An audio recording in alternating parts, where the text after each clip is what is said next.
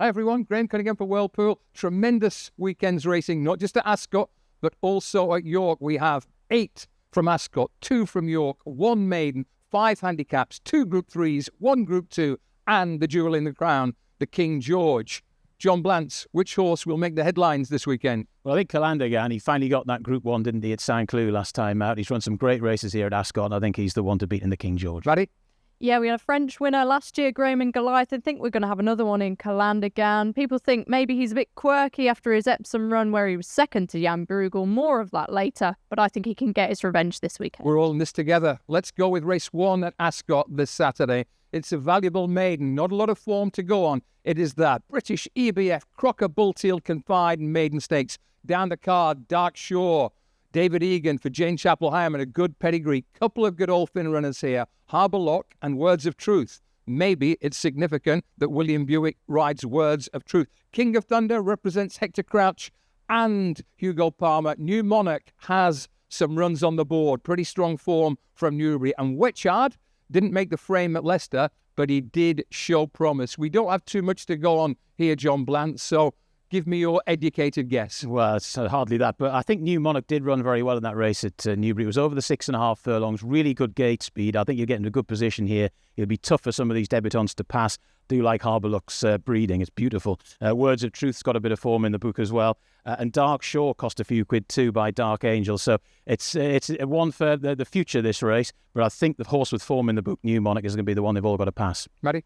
Interestingly, 4 of the last winners of this race all had experience before that. The 6 before them were all newcomers. So we know it's a strong race. Back in 2020, the 4th, Minzal, went on to win a Group 1. I've got New Monarch on top here. I'm going with the experience. It was a really good run at Newbury. That horse is regularly won by top-class horses. He didn't do a lot wrong in second. I like King of Thunder. I think that's a really eye-catching Jubmont pedigree for a Hugo Palmer horse. He's related to Midday, among others. Cheveley Park have got a nice bred horse in Dark Shore. Of course, not in those Cheveley Park colours anymore, but represents their family. I like his breeding. Jane Chapel-Hyam's operating at a really strong 33% strike rate. And also, you can't ignore Godolphin when they bring horses to Ascot. And I think Words of Truth, it is significant William Buick has chosen. I'm not going to dwell on this. It's just educated guesswork. There's no question about it. But Wishart ran well in a strong form race at Leicester. So I'm going to take a chance on him in a race where the market could be very informative. John, very quickly, your numbers race 1? Yeah, New Monarch on top. So 5, 2, 7 and 1 for me. I'm with John. New Monarch, it's going to be hard to beat him, I think, with that experience under his belts. 5, 4, 1 and 7. I love it when I have a different one than these two. 6, which hard for me. He showed promise at Leicester. That form has worked out really well. 6, 5, 1 and 7, but it's feel rather than form in race 1.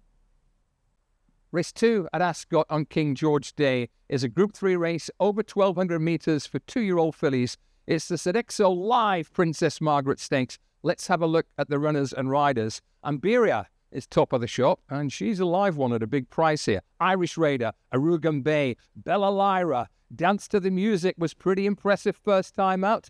Further down, Fitzella ran well at Royal Ascot on defeat. So did Flowerhead. Midnight Tango is progressive. Steyer ran well at Ascot and has won since. And Sukanya created a good impression first time, quickening out of trouble at Newbury. Let's get straight into the videos here. Royal Ascot form, strongly to the fore. Let's have a look at the Queen Mary Stakes, 1,000 metres. Flowerhead runs well at a massive price, but it's my contention, John Blance, that Steyer is every bit as good as her. When we pick up these two fillies in the closing stages, Flowerhead stays on pretty strongly, shows improved form, no question, but Steyer travelled better through the race than Flowerhead, and I know you disagree, but I fancy Steyer to win that little duel. Well, they're both in my numbers, in fairness. I think they'll go well because I think the step up and trip will be absolutely ideal for both. They went a really, really strong gallop in this. They absolutely scorched the turf early doors. Both of them were somewhat outpaced, stayed on really well. Obviously, you mentioned Flowerhead, not fancied in the betting at all. I think there's going to be a strong pace in here with the likes of Arugan Bay, so it'll set it up nicely for both to run very well. I'm going to lead you in, Maddy, to Steyer. We'll stay with her, stay with Steyer at Sandown. And she stalked and pounced, got out of her pocket to win that listed race. She's on the up and she's ready for 1,200, I think. Yeah, she did really well there, Graham. She still looks a bit green at various stages during her races, but I think she's a real work in progress. She's got a lot of class, this filly, and she's in my numbers. I Taking a bit of a flyer on one here. You've mentioned John as well in the Irish Raider Arugan Bay for the Hearties. Won a listed race over 5 furlongs last time at Tipperary. Was really impressed with her there. That was a big improvement on what she'd done previously. I think the step up to 6 furlongs, which she's run over previously, is going to be in her favour. She was really strong at the line in Tipperary. And I just think when you get a filly at this stage in the season where they start to improve, it's hard to know where their ceiling is going to be. So I think she could run a very big race at big price. Let's come back to the video. Dance to the Music has a very strong pedigree. I think she's a full sister to Space Blues, a high-class horse for Godolphin. She's been off the track for 10 weeks since that Newmarket debut, John, but it was a solid performance. She was nicely on top late on. She was, yeah. It wasn't a particularly brilliant speed figure. Midnight Tango pulled really hard in that race. She seems to have lost that habit, which is good. More on her maybe a little bit later. I haven't got this filly in. It might be a mistake, but I just think that some of the others have then shown form subsequently in those big races at Royal Ascot, etc., etc. And as you say, she's had the break. She might be good enough here, but one or two have kind of improved and shown better form subsequently. Okay, I'm going to deal with a filly called Fitzella, who came well fancied to Royal Ascot for the Albany Stakes. Pick her up, right of picture here, getting chopped for speed, entering the final furlong, but running on quite nicely late on. She emerged best of the fillies who raced to the 4 in a strongly run race that day. So put her on your shortlist as well. I'm going to throw this one to you again, John. It is the Empress Stakes at Newmarket. It's not a race with a strong pedigree of throwing up winners of this race, and it produced a bunch finish. But for different reasons, you and I both like a couple of fillies from this finish. Yeah, I like Midnight Tango. She settled much better in the run here. It was quite a slowly run race, or the finishing percentage is much higher than it will be here on Saturday afternoon. I think the race will set up beautifully for this horse. As I say, relaxing better. She'll be sort of mid-division early. I think she'll stay on powerfully. She's really improved. I like her at a decent price. When you have a look at that finish, make note of Amberia on the near side, showing good speed, travelling really well. She bolted up first time. I think she's strongly on the up, and she's changed colours. She's been bought by the American conglomerate Eclipse Thoroughbreds since, and the last time they bought one to run here was Quick Susie, and they went and won the Queen Mary Stakes with her. So let's have numbers one by one, John. This is a good betting race. Lots of fillies you could give a chance to. Absolutely. You wouldn't be surprised if more than maybe half a dozen of them won, actually, in fairness. But I'm going to go for Midnight Tango. I think she is value. Hopefully she will be on Saturday afternoon as well. I like the 8 in there for second, Flowerhead. I've got Stayer in for third, and Fitzella in for fourth. So a lot of that Royal Ascot form to hold up, but one from a little bit left field for Maddy, your Irish filly's going to be a price here. I'm going very left field. Yeah, I think Arugan Bay is going to be a very big price. Number 2, she's on top for me, followed by 10, 4 and 9. Taking a chance here. Number 1, Amberia has lots of speed. She looks a strong improver, and she'll be a price. 1, 7, 10 and 9 in a very, very competitive Princess Margaret Stakes. Let's dash into the Sky Bet Dash at York. This is a hot sprint handicap, sure to be a strong betting race. Let's have a look down the card. Toyotomi comes from France to a new yard with a big price tag. Alza here has been thriving, defying the handicapper time and time again. Corker is very talented, but he's a slow starter. El Monjed is super consistent. Pocklington is potentially still an improver. He's lightly raced. Further down the card, we've got Strike Red, quirky but capable. Ali's Dancer, bang in form at the moment. And further down, Rousing Encore is one to keep an eye out at a price. So let's start with Alsa here, who's really shot up the weights in the last few months. I think he's won 5 handicaps this year. I'm not quite sure whether he's handicapped to win this, but we pick him up at Ascot. This was a race where the high-drawn horses dominated Maddy Playle, and he took full advantage of the stands rail position. He did, prominent throughout, and I thought this was another fantastic effort from him. You can see why he's racked up those wins, going up £17 since March with just an excellent effort in the closing stages. And it's hard to say he's not got even more under his belt off the back of this performance. He's up £3 now. I think this race could be quite interesting for a few of this weekend's contests, so keep an eye on it. I think he's in my numbers. This Ali's Dancer has gone the opposite direction in the handicap. He got a fair way down in the weights when he went to Pontefract, John, and he took advantage of the handicapper's leniency. He did, yeah. When I first saw this bit of form, I thought, well, Pontefract might not be particularly strong, and he's a bit, as you would say, jail or ale, this horse. But it was a really good run if you dig into the times. He got out really quickly, crossed them all, set a really strong mid-race gallop and stayed on very well. Gets a low draw, which is crucial down the straight track there at York. I think he's going to be beautifully positioned. And he won a cavalry charge here at York a couple of years ago off 91. Races off 91 again today. Yeah, that £4 rise looks fair for him. Rousing Encore just faded late into 4th place in that Pontefract race. Let's pick him up at York at the May meeting. This was a hot sprint handicap. They all are at York. Pick him up on the far side, travelling nicely, winning decisively. And I think this is a horse who back at York has a solid chance. His trainer, Ruth Carr, has a fantastic record at York this year. She's something like 5 from 9, which is supernatural given they're all in hot handicaps.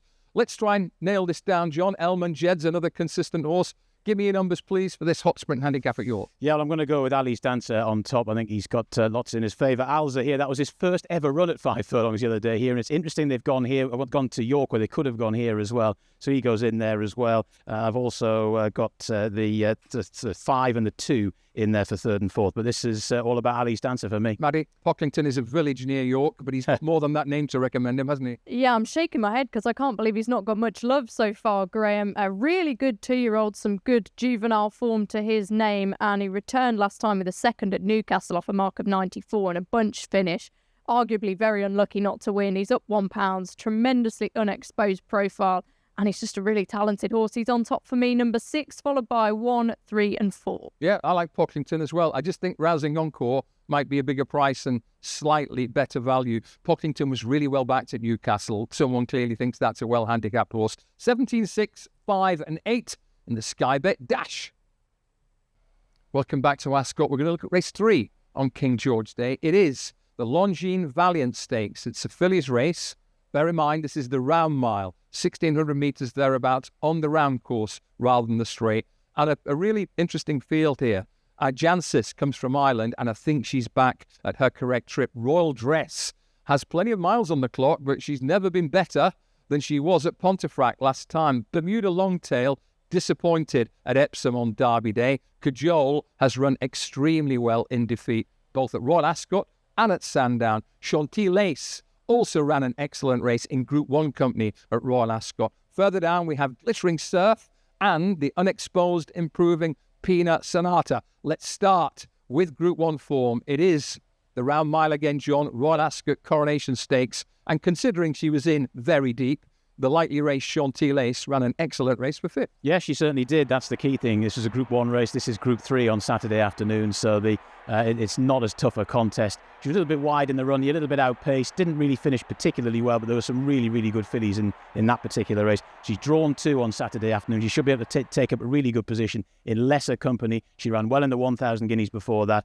This looks an ideal spot for her. Maddy Playle, I'm going to give you a couple of cajoles. Let's start with the video of the Sandringham handicap. A messy race from a tactical point of view, but Cajole came out with her reputation enhanced. She went on to Sandown, beaten in a listed race, but ran very well. Yeah, these were 2 really hardy performances. She's a big filly, and she just seems to be getting better all of the time. Very tough in defeat. I think this is going to take another pretty significant step up of improvement, though, but she should be thereabouts. Her dam, Persuasive, was unbeaten at Ascot. She won the Sandringham, and she ended up winning the Group 1 QE2, beating Ribchester. So the Ascot pedigree is strong for Cajole. I'm going to take hold of Royal Dress here. She's been a pretty smart filly for a couple of years now, but she went to Pontefract last time. I think she really does relish a strong gallop. She got a true pace at Pontefract in the Pipalong Stakes, a listed race. Have a look at the way she takes command. She sweeps down the outside Maddy Playle. She bolts up, and with that rating of 106, she stacks up well with any filly in this race now. Yeah, she's so solid, isn't she? One of those older fillies who you can really rely on. I think the ride was brilliant here, wasn't it? Full of confidence. She's a strong travelling filly. I think it's hard to see her out of the top 4 here, Graham. Another good betting race, this, John. Let's have your numbers, please. Yeah, Chantilly Lace on top, horse number 9, Royal Dress, for all the reasons that Maddy gave in there for 2nd. Do like Jancis, that Irish filly, for 3rd, and Cajole for 4th. So 9, 4, 2 and 8. I'm going to put in a crazy one here, Graham. I really like the 10, Glittering Surf. She won 2 of her races at Kempton against a pace bias and looked a real top-class prospect. Went to York, where she was only 5th of 9 when she was well fancied. Bermuda Longtail was 2nd that day. She's a good filly as well. But I think, forgive her that effort, I think Owen Burrows knows exactly what he's doing with these later maturing fillies. Something was clearly not right at York. I think she's a real talent. Should be partnered by the Hong Kong-bound David Probert, of course. Yeah, good luck to David. I'm slightly concerned that none of us have shown any love for Pina Sonata here. She is a big improver, but she's not in my numbers. 4, 9, 8 and 2, with Royal Dress on top of Chantilly Lace, Cajole and Jancis in the Valiant Stakes.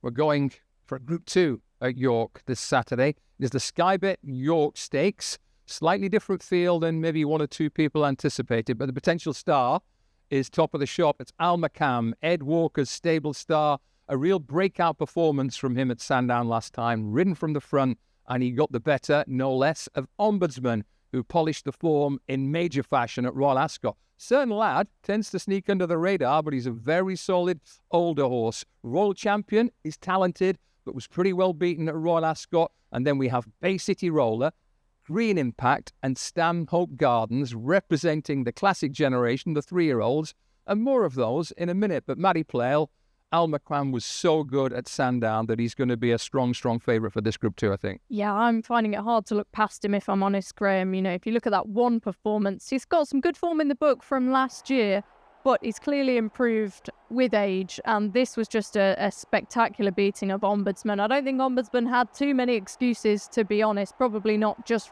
Cherry Ripe, but you could give that argument for Almacam as well. And it's just very straightforward, very tough, very likeable. It's going to be easy to position in this race. I think the track's going to suit him, and they're looking back from the Juddmonte International, so you'd expect a very bold showing. And he's in the ground Yeah. good to soft as we speak at York. So he's got a huge amount in his favour. And it's not just that Ombudsman polished the form at Sandown. The first two were clear of two horses rated 112. So it looks really solid. Now, Maddy, get the stat of the day jingle ready, please, because I know John Blance is about to make the case for Stanhope Gardens, who ran really well in the Derby. But you have to go back to 2006 and Best Alibi for the last 3-year-old to win this. John, make your case. That's fair enough. It's an interesting point, but I think the allowance will definitely help Stanhope Gardens. We left the Derby all those weeks ago thinking that he'd been the unluckiest in the run. If you go back through it, he was in a terrible position virtually the whole way, not only in terms of the pace dynamics, but he was boxed in, he couldn't get out, he was having to elbow his way into a position. He stayed on pretty well that day. Back to the 10 furlongs. I think he's got a very good chance with that 3-year-old allowance. This race can get messy. Last 4 years, 120%, 110%, 110%, 112%. If it's a real sprint as well, that might just suit him too. So I think he's got a good chance. He made a big move from 3 out to 1 out, and it's possible its stamina was just ebbing away late on. This looks a very suitable trip for him on easy ground. Yeah, I think he's got a very, very good chance. It's interesting, he hasn't been on the track since then, so I think there's the definite potential for improvement. Not saying he'll win, but I think you might give Almacam something to think about. Bay City Roller was a good 2-year-old. He seems to have trained on well. He ran well at Sandown, and he came up against pretty smart horse in France last time, so he goes there with a place chance at least. Definitely, Graham. Yeah, second to Opera Ballo in the Heron Stakes. I thought that was a strong Heron Stakes, and the winner has gone on to win since. Looks a very smart prospect indeed. And then second to Darius last time, who was also on the march and being considered for the Juddmonte International and the Arc. So when you consider that Bay City Roller got pretty close to him, give him a brief fright, I think he's going to be a main contender here.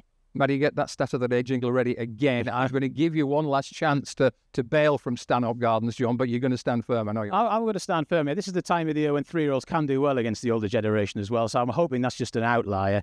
Stanhope Gardens on top, Almacam in there for second. Green Impact we need to mention as well. 6th in 2 classics and ran pretty well in between. And Bay City Roller in there for 4th, but I'm going to go with Stanhope Gardens. Can't believe he can't have Almacam on top. He's the one for me, number 1, followed by 5, 4 and 3. 1, 2, 7, 6 for me. Keep it simple with Almacam. I think he's just the best horse in the race. Certain lad for value. He tends to creep under the radar, and he might just do so again. 7 and 6 as backup.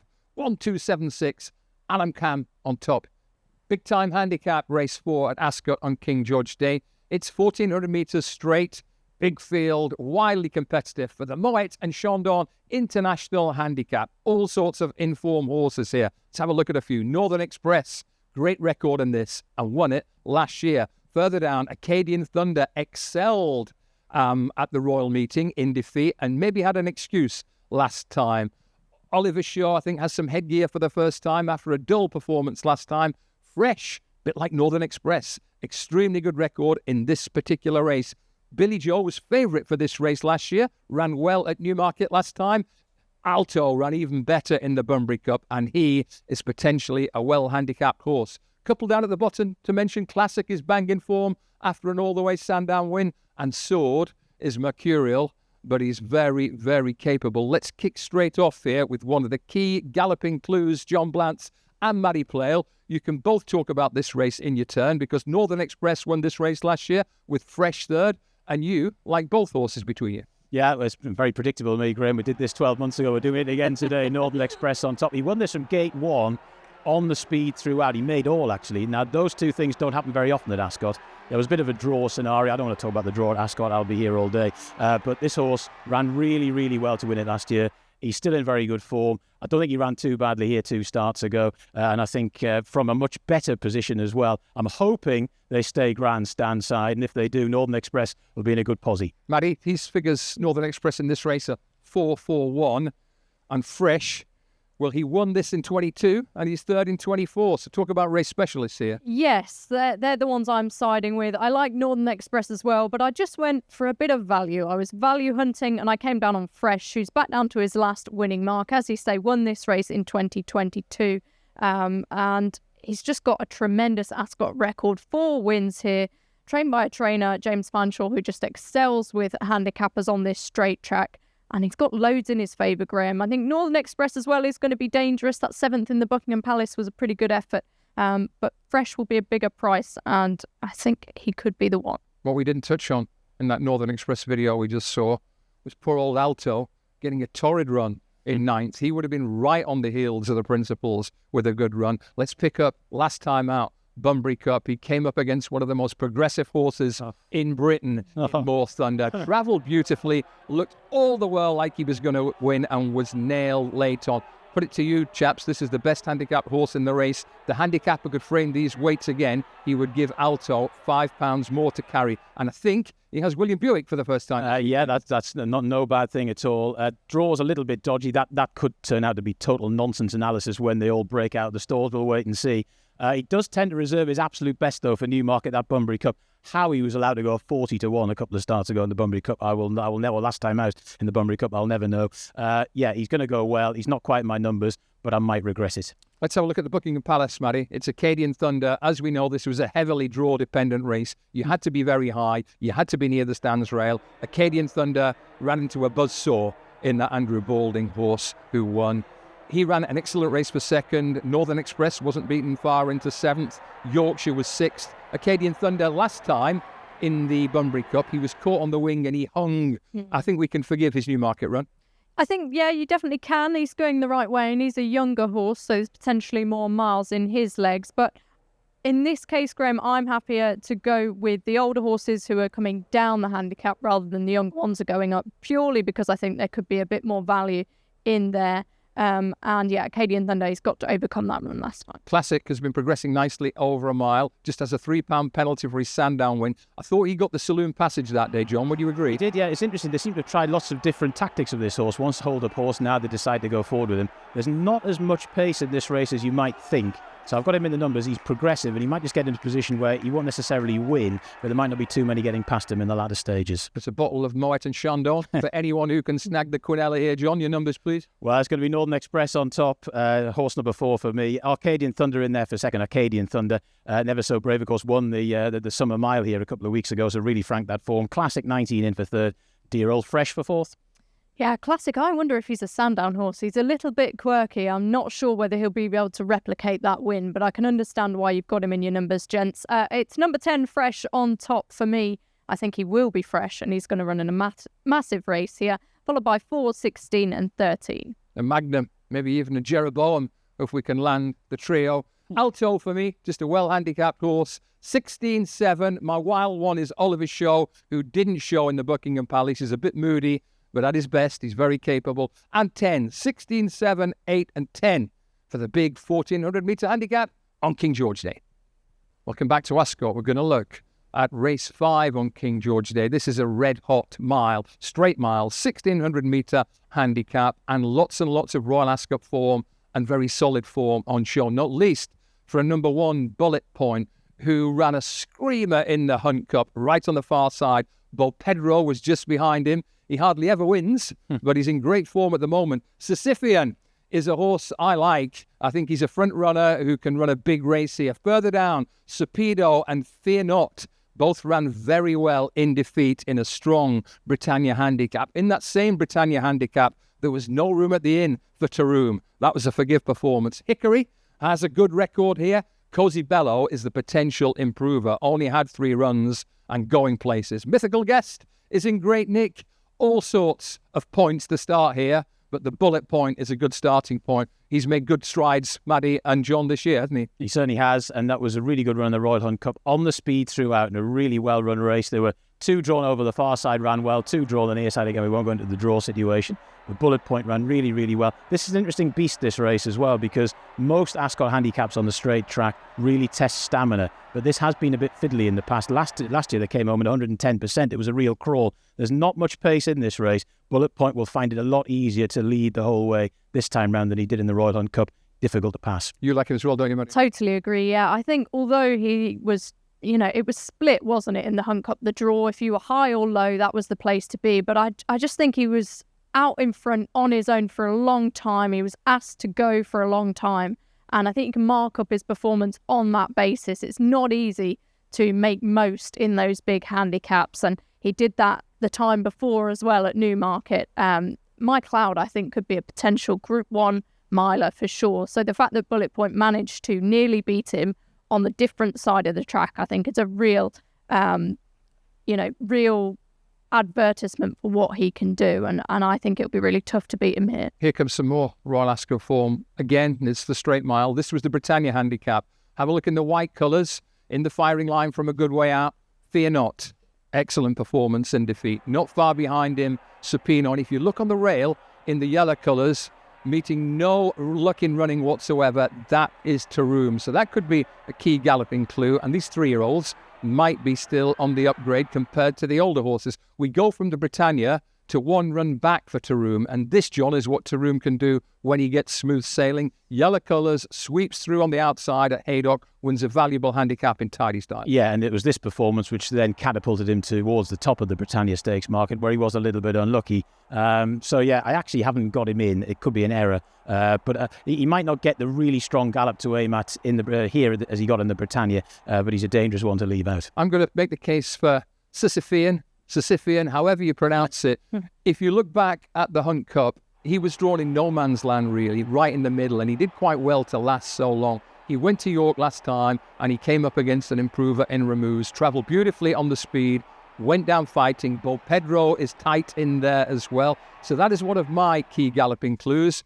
I know that you two both like Bullet Point, but expand. I don't want bullet points here, John. I want a 1, 2, 3, 4. Well, Bullet Point on top 1, 8 Fear Not in for second. Sisyphean, it was a good run at York, you talked about there, in for third. And dear old Bo Pedro, very rarely wins, but he always runs good races at really good prices as well. He's a must for exotics. Maddy, give me 4 bullet points here. The same top 2 as John. 1 Bullet Point followed by 8 Fear Not. 12 Cozy Bello, second at Chester last time, but had to wait for room. I think it's significant that Charlie Fellows sends him here. He's a really nice young horse. Followed by 11 Hickory. Surprise winner here earlier on in the season, but he likes this track. I think he's going to run well again. These two have a really good day. I'm in a bit of trouble here because I'm opposing them all over the shop. 5 Sisyphean is on top for me. 12 Cozy Bello really caught the eye in defeat at Chester last time. Stable haven't had many winners this season, Charlie Fellows, but he's going the right way. 9 Taroom and 3 Bo Pedro for the reasons John outlined.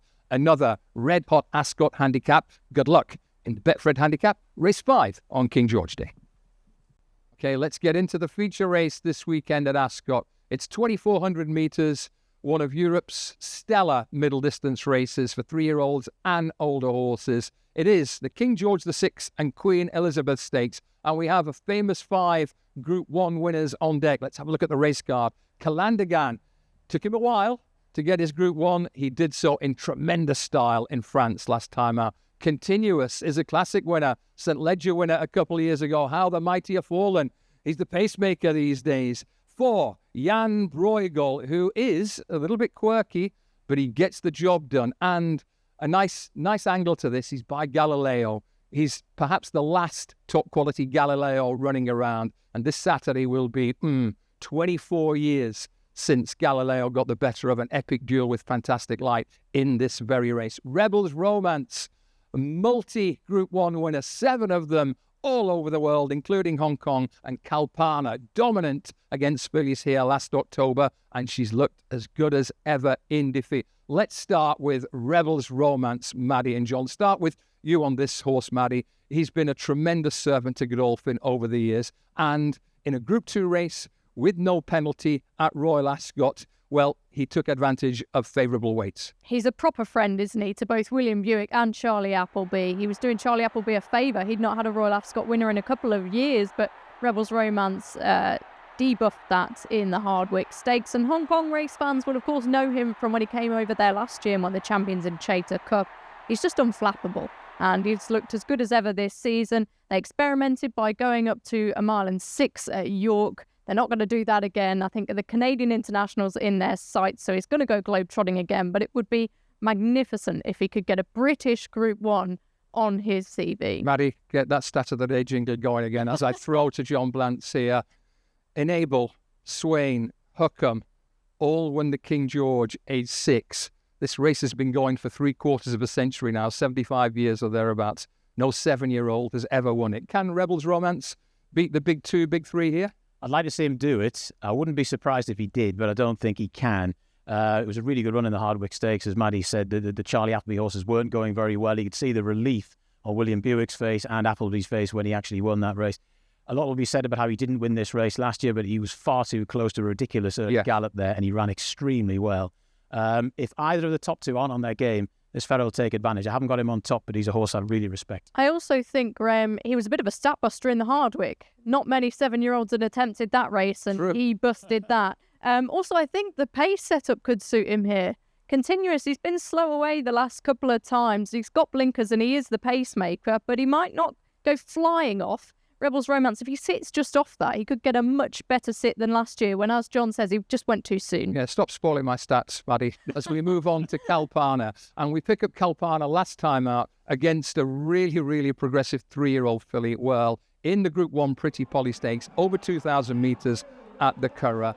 I thought Kalpana, if anything, polished her reputation here. Look at the way she looms up on the outside in the Juddmonte colours, but with the inside rail to help and the pace set up perfect, Whirl finds extra. She was trying to give Whirl £12 here.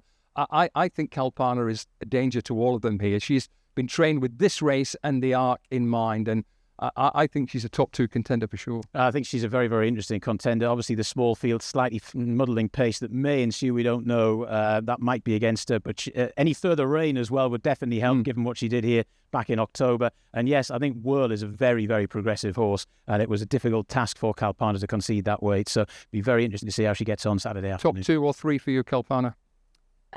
4. Really? Yes, I think she's done so little wrong, so it feels hard to say it, but I do think off the weights, if you look at it from a numbers, off the numbers statistics angle, she's still got a little bit to find. Let's move on to what the market will suggest are the big 2 here, and let's pick them up at Epsom in the Coronation Cup. This was a fascinating tactical battle between Ryan Moore on Jan Bruegel and Mikhail Barcelona on Calandagan. And first thing to remember here, this was a serious test of stamina. Epsom is strongly uphill for a long way. The ground was good to soft. Continuous did his pacemaking job perfectly for Jan Bruegel. And having looked sure to be swamped, Jan Bruegel, as he tends to do, he's won 4 group races, this horse, by a neck, and half a length at Epsom. They put in cheap pieces on him, John. He's in a very small club of Group 1 winners last time who get headgear the next time. So clearly Coolmore are slightly worried about that kind of... He's not desperately aesthetically pleasing, is he? He sort of lugs around in his races. You often think he's vulnerable here, but then when he's really required to find something, he does. I thought Calandagan was sort of lugging on the camber a little bit at Epsom too. I think on a more conventional track, the French horse might have gone past. It's unwise to assume that Jan Bruegel has a history, as you say, of just doing what he needs to do, and he might be able to do it again on Saturday. Maddy, take us to Saint-Cloud last time. Calandagan had been second in multiple Group 1s last year and this. He got his chance. Goliath didn't run his race in the Grand Prix de Saint-Cloud, but he took on Junco and Aventure and he beat them hollow. And what this horse has is a turn of foot, which is what you need in a small field Group 1. Exactly that, Graham. Couldn't have said it better. I think the overall body of form that he's got eclipses what Jan Bruegel has. And I know that Jan Bruegel beat him last time, but I think there are extenuating circumstances for Calandagan there. He was slowly away at Epsom. Not so much at Saint-Cloud last time, right back to his best. Showed loads of zip to zip past a good filly in Aventure. That's Arc form from last year. And I just think he is the ultimate class act in this race. We know this track suits him so well. Of course, he won the King Edward VII here, and so unlucky not to win the Champion Stakes in October as well. He's on top for me. Famous 5 Group 1 winners, as we said at the top. Now, we know that Whirlpool punters have never seen a Ryan Moore and Aidan O'Brien Group 1 winner that they don't like. Let's hope they pile into Jan Bruegel here, John, because that will open the door for Calandagan. Give us your famous 4 in George. I mean, obviously I do like Calandagan, but then again, we all could look a bit silly if Jan Bruegel toughs it out and proves very difficult to pass in a sort of difficult tactical setup. But I do like Calandagan. I still remember that tremendous King Edward VII Stakes performance here last year, and he was desperately unlucky in the Champion Stakes, and he reeled off some incredible sectionals when he's behind City of Troy in the Juddmonte as well. He's a world-class performer. I won't have it that he's ungenuine. He's just been a little bit unlucky with 1 or 2 pace setups. Hopefully he'll get his Group 1 here in the UK that he deserves. Go on your numbers, please. Oh, sorry, yeah, Calandagan on top. Then I've got the 4 Rebels Romance in for second, 3 in for third, and 5 in for fourth. Those cheap pieces on Jan Bruegel, do they worry you? They slightly concern me. What are the Coolmore and the Ballydoyle team reaching for? They know that he could be vulnerable in this tactical setup. I think Calandagan could take advantage. It's 1 on top for me, followed by 3, 4 and 5. I'm in a minority, I suspect. I still think Jan Bruegel is tricky. I really do. So he's only 4th on my top 4 line. I think he'll beat a stablemate, continuous. But it's 1, 5, 4 and 3. And Allez France with Calandagan in the King George. 2 races to go at Ascot on King George. Day race 7 is a tightly knit handicap. It's all the same course and distance as the King George. Round course, stiff 1.5 miles, 2,400 metres. Let's have a look at a few key players. Venezuelan has tons of ability. He also has 1 or 2 little quirks, and maybe that's why they've gone for the headgear. Tenability, well, it's hard to guess how good he might be, but he bolted up in an ordinary race at Windsor. Criminal is a horse, I think, who might have a fair bit better to give. Corredo King won last time with headgear on for the first time. Will it work again? And Bohemian Breeze also arrives from a hard-earned win, in his case at Brighton. Let's kick off, I think, with this Corredo King. It's a Gosden horse with a win against his name last time. We pick him up at Haydock, and I wonder what you think about this, guys. He was blinkered for the first time. It was a 6th run. He was kept wide in the straight, away from the main body of runners. He hung left. He just got home in a 3-way go. Will the blinkers work a second time? I'm prepared to take a chance that they might not. I don't think it was a good race. He was hard at work, and he's got blinkers second time. A horse who's got blinkers first time is Venezuelan, John, and he's shown a touch of class and also 1 or 2 slight quirks. Well, yeah, I think 1 or 2 of these, we've mentioned the likes of Tenability, who could have lots of improvement to come, but Venezuelan has pretty much shown a decent level of form. This is only a 0-80 handicap, Graham. And the interesting thing as well is, initially there was quite a bit of pace engaged in this race in the 5 days, but quite a lot of the potential front runners or pace pressurizers have come out. I think Venezuelan will get into a nice prominent posse. From gate 8 as well, we talked about the draw in these 1.5-mile races at Royal Ascot. Sometimes the wider the better, so I think should take up a nice posse. So we talked about a couple of potentially tricky characters, so it's highly appropriate that we go not to another tricky character, but a character who likes a horse called Criminal. Steady on. This Criminal is progressive, though, isn't he? Yeah, very progressive. A little bit of a different take here from me. It's not often that a rider of William Buick's calibre gets to ride for Richard Hughes. When they've paired up throughout Buick's career, 19% strike rate. So what does it say that Richard Hughes has managed to get him to ride him here? If you look when he was 3rd at Chester over 1 mile, 2 furlongs and half a furlong, he was 3rd, and he was really keeping on, staying on in the closing stages. I think this step up in trip is going to be perfect for him. He's the son of Steve the Moon, who gets real stamina influence in his progeny. Just think he could be well handicapped, and because he's not got a win by his name, people might underestimate him. He went back in distance at Wolverhampton, and he finished good place behind Naran and Cajole, who both polished that form handsomely. So I think he might be an improver here. Any others we should mention? Tenability, I'll take the floor with him.